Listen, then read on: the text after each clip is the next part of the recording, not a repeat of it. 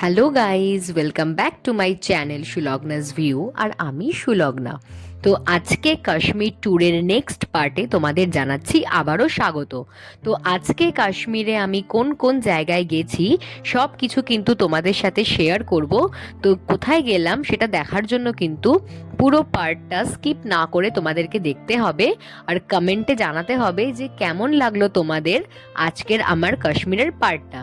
তো চলো আর এনজয় করো আজকের পার্ট।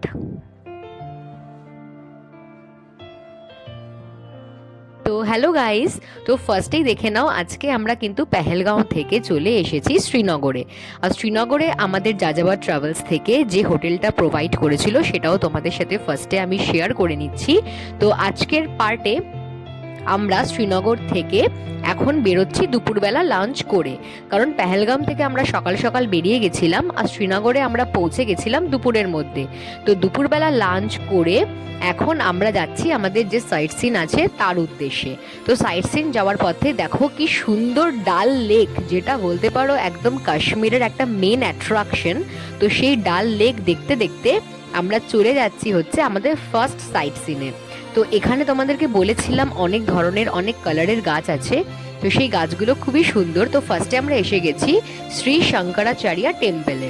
তো এই শঙ্করাচার্য টেম্পলে ওঠার জন্য কিন্তু অনেক সিঁড়ি আছে। মোটামুটি আমার যা আইডিয়া ছিল 150 থেকে 200টা তো সিঁড়ি হবেই, কিন্তু এইখানে উপায় হচ্ছে তোমাদের হেঁটেই উঠতে হবে।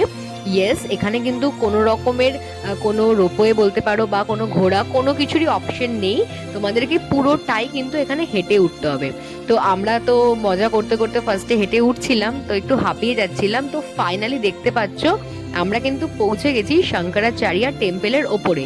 এখানে কিন্তু জয় জয় শিব শঙ্কর এই সিনেমাটা যে গানে রয়েছে সেই সিনেমাটা শুটিং হয়েছিল, গানের পোর্শনটা। তো এটা হচ্ছে মেন শঙ্করাচার্য টেম্পলের মন্দিরটা।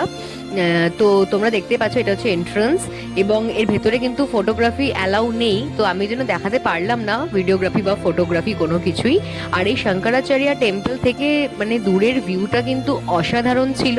তো এখান থেকে আমরা ভীষণই ভালোভাবে এনজয় করছিলাম। আর তার পাশে আরেকটা ছিল মন্দির, তো সেখানেও আমরা এসে গেছি সেই মন্দিরটা দেখতে। শঙ্করাচার্য টেম্পলের একদমই গায়ে ছিল। তো এখানে তোমরা প্রণামী বক্স দেখতেই পাচ্ছ, যে যার মতো প্রণামী দিতে পারো।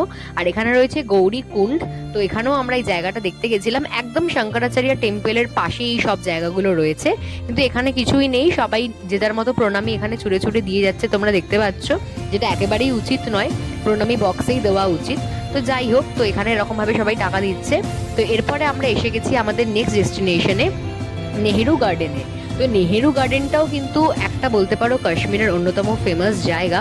তো এখানে সমস্ত গার্ডেনে ঢুকতে গেলে কিন্তু টিকিট কেটেই ঢুকতে হবে। সো আমরাও কিন্তু টিকিট কেটে ভেতরে ঢুকে পড়েছি।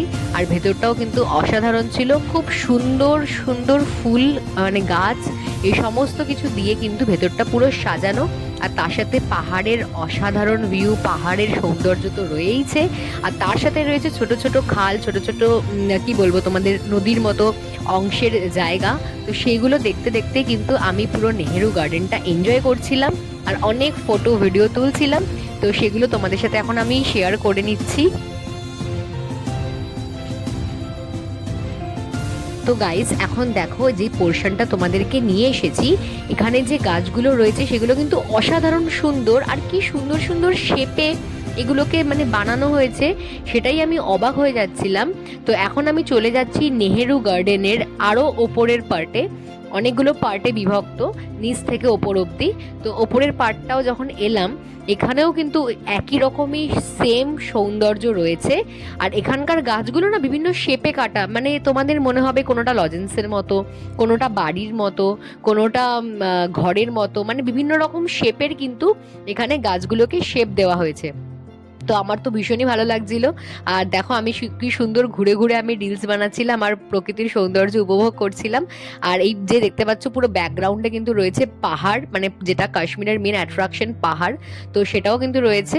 আর পাহাড়ের সাথে এত সুন্দর গাছের সৌন্দর্য কিন্তু আমি অনেক পাহাড়ে গেছি, এত সুন্দর সৌন্দর্য কিন্তু আমি কোথাও দেখিনি, এটা কিন্তু তোমাদেরকে বলতেই হবে। তো এখন দেখতে পাচ্ছ আমি যে গাছটার সামনে দাঁড়িয়ে আছি, এই গাছের পাতাগুলোর দিকে তোমরা নোটিস করো কি সুন্দরভাবে এগুলোকে কেটে মানে ছোট ছোট করে একদম শেপ দেওয়া হয়েছে। আর এটা দেখো, এটা পুরো আইসক্রিমের মতো লাগছিল, ঠিক আমি এই জন্য ঘুরে ঘুরে দেখছিলাম আর মনে হচ্ছিল ঠিক আইসক্রিম এটা একটা। তো এটা দেখো, এটা কিন্তু পুরো একটা কোনো কৌটো বা কোনো ইঙ্কের যে বক্স হয় সেরকম টাইপের একটা মনে হচ্ছে, যে কোনো কৌটো এটা, এরকম ভাবে সুন্দর সুন্দর শেপে কিন্তু ওখানকার গাছগুলো বানানো। তো দেখা হচ্ছে তোমাদের সাথে নেক্সট পার্টে। ফুচকাকে দিনটা শেষ করলাম। বাই।